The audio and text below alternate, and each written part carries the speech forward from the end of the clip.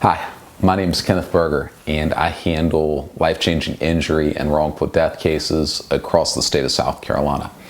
I made this video to answer questions about maximum medical improvement and impairment ratings in our workers' comp system. So, at some point during your workers' comp case, the treating doctor, who a lot of times is called the authorized treating physician, will give you what's known as an impairment rating, and will also say you've reached maximum medical improvement. Maximum medical improvement, that means that the doctor doesn't think you're getting necessarily any better, but you're not getting any worse either. You've plateaued.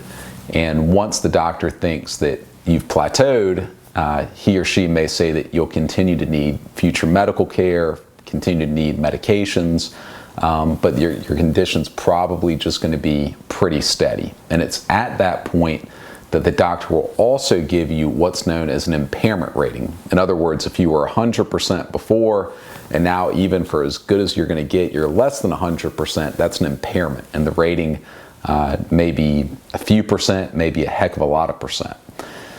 Impairment ratings are based on a few different factors. It could be based on your loss of strength. It may be based on whether or not you've had any type of surgery and any type of hardware, plates, rods, things of that nature, placed inside your body with the surgeries.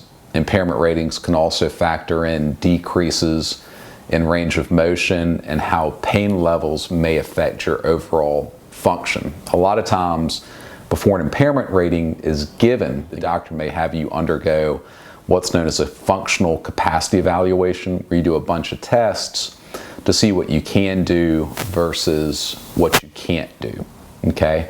And an impairment rating is one of the big factors in determining the overall value of your workers' compensation case.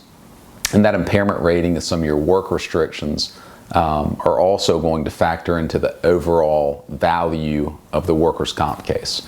If you are permanently disabled in the sense that you can no longer work, you can no longer engage in meaningful employment, then obviously that's going to be a terrible situation for you, and at the same time result in your workers' comp case arguably being worth more money. I hope that's not the case. I hope you're not permanently disabled if you're watching this video.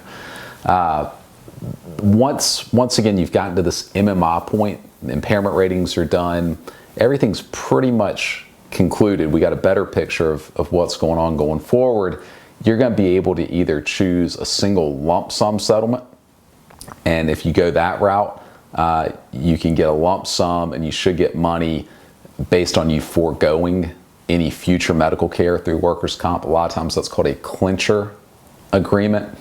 On the other hand, you may decide that you want workers' comp to continue providing and paying for some of your medical care, and in those situations you should still get a lump sum, but it may be less since your medicals are staying, quote, open, and workers' comp's going to continue paying for them.